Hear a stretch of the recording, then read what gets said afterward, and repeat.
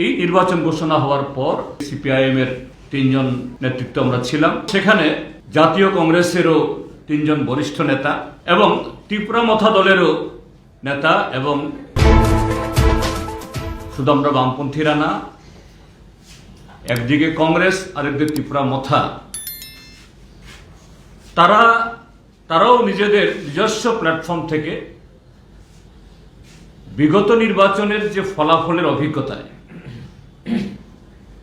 যে বিরোধীদের ভোট ভাগ হওয়ার কারণে সংখ্যালঘিষ্ঠ ভোট পেয়েও ভারতীয় জনতা পার্টি সরকার গড়ার এই সুযোগটা তারা পেয়েছে। কিন্তু বিধায়কের সংখ্যায় ভোট ভাগাভাগির কারণে জিততে পেরে সরকার করলেও যত মানুষ দ্বারা তারা প্রত্যাখ্যাত হয়েছেন, এতে শাসক দলের অর্থাৎ ভারতীয় জনতা পার্টির অন্তত এ থেকে শিক্ষা নেওয়ার প্রয়োজন ছিল। কিন্তু ভারতীয় জনতা পার্টি তো সেরকম রাজনৈতিক দল না। আমাদের দেশের এই সংবিধান নির্মাণে, আমাদের দেশের যে আজকের স্বাধীনতা, তার ফসল সুবিধা তারা ভোগ করছেন অমৃতকালের নামে। কিন্তু এই অমৃত আর উচ্চারণে এই দলের কোনো ভূমিকা নেই, ছিল না, কাজেই তাদের দায়বদ্ধতাও নেই।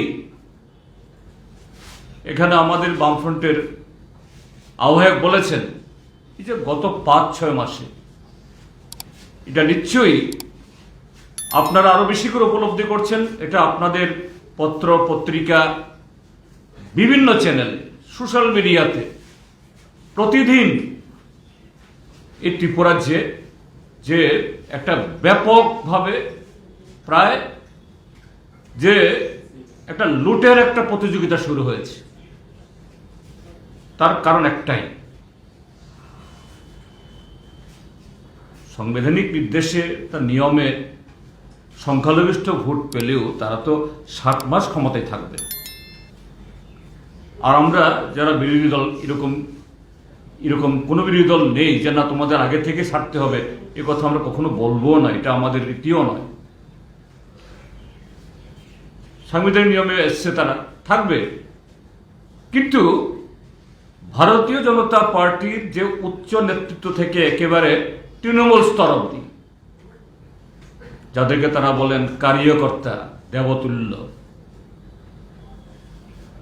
পৃষ্ঠা প্রমুখ, প্রাণা প্রমুখ, মোর্চা, একটা অভূতপূর্ব প্রতিযোগিতা কিভাবে তাড়াতাড়ি ধনী হবেন, অন্যায়ভাবে রেগার টাকা, ভাতার টাকা, অঙ্গনওয়াড়ি কর্মী নিয়োগের ক্ষেত্রেতে পয়সা নেওয়া, তারপরে কন্ট্রাক্টরদের সিন্ডিকেট তৈরি করে সেখানে কাজ আদায় করা, কমিশন নেওয়া, ঘর থেকে যারা বিভিন্ন কিস্তি পাচ্ছেন নানা ধরনের প্রতিবন্ধকতা তৈরি করে তাদেরকে সেই টাকা থেকে তাদের ভাগ দিতে বাধ্য করা। এইভাবে যে ত্রিপুরার যে রেগার কাজ থেকে সেখানে বিদ্যুৎ, শিক্ষা, স্বাস্থ্য, এমনকি বিধায়ক মহোদয় ক্যান্সার রোগীর টাকা এটাও ছাড়তে পারছেন না।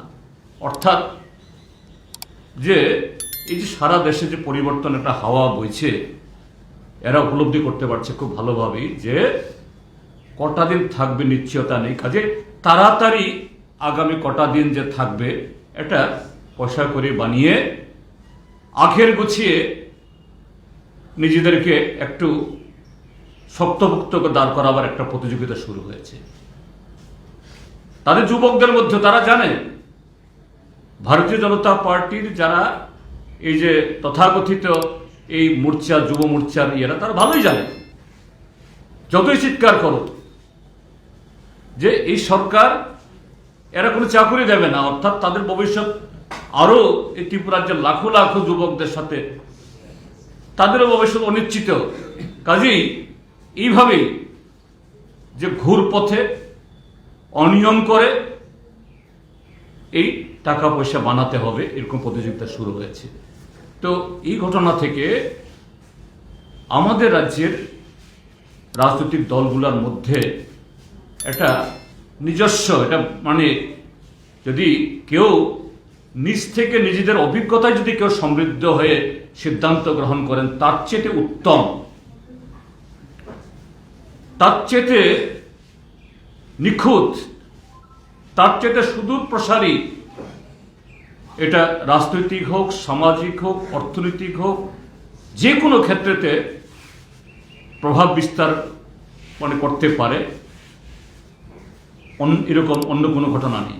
এ থেকেই এই নির্বাচন ঘোষণা হওয়ার পর আপনারা দেখেছেন গতকাল আমাদের সাথে আমরা বামফ্রন্টের তরফ থেকে সিপিআইএম এর 3 জন নেতৃত্ব আমরা ছিলাম, এবং সেখানে জাতীয় কংগ্রেসেরও 3 জন বরিষ্ঠ নেতা এবং ত্রিপুরা মথা দলেরও নেতা এবং ত্রিপুরা বিধানসভার মাননীয় বিরোধী দল নেতা অনিমেষ দেববর্মা মহোদয়, আমরা প্রাথমিকভাবে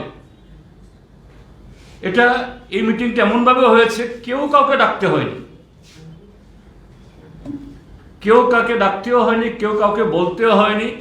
প্রায় স্বতঃস্ফূর্ত একটা তাগিদে এই রাজ্যের মানুষের যে উপলব্ধি, আকাঙ্ক্ষা এবং সারা দেশে যে প্রবাহ, তার মানে তাগিদে গতকাল আমাদের মধ্যে একটা বৈঠক হয়েছে কয়েক ঘন্টা, এবং সেখানে দ্ব্যর্থহীনভাবে সেখানে যারা উপস্থিত তারা বলেছেন যে না, ভারতীয় জনতা পার্টিকে কিছুতেই এই পার পাইয়ে দেওয়া যাবে না, বিরোধী ভোট যাতে ভাগ না হয় তার জন্য সমস্ত প্রকার উদ্যোগ গ্রহণ করতে হবে, এবং রাজ্যে গণতন্ত্র পুনরুদ্ধারে আজকের যে অরাজকতা, এটাকে রোখার জন্য একসাথে চলতে হবে।